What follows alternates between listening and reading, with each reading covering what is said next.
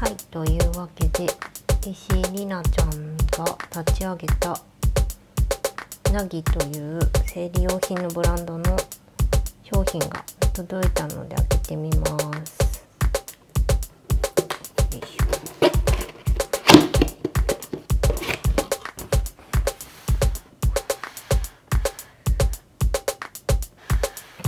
なかなかパッケージがかわいいですね。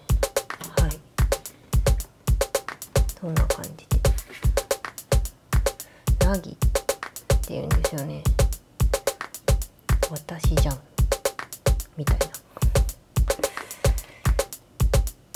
で、今回送っていただいたのは、生理期間中に使用できる吸水ショーツということで、洗えば何回でも使えるタイプのやつです。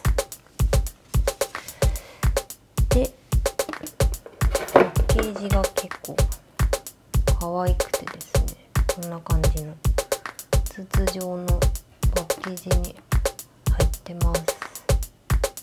はい。で、じゃあ早速よいしょっと、こんな感じです。で、中を開けてみると、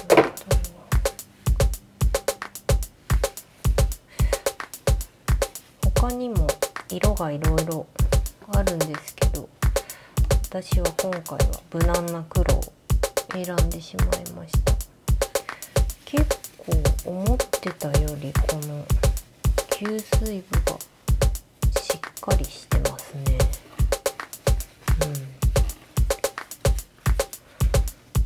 こんな感じです。素材的にはちょっとなんだろうな、水着っぽい素材に近いですかね。結構伸縮性もかなりあります。後ろもね、吸水タイプみたいなのが結構後ろまであるんで安心感ありますね。私は今回スリムっていうこの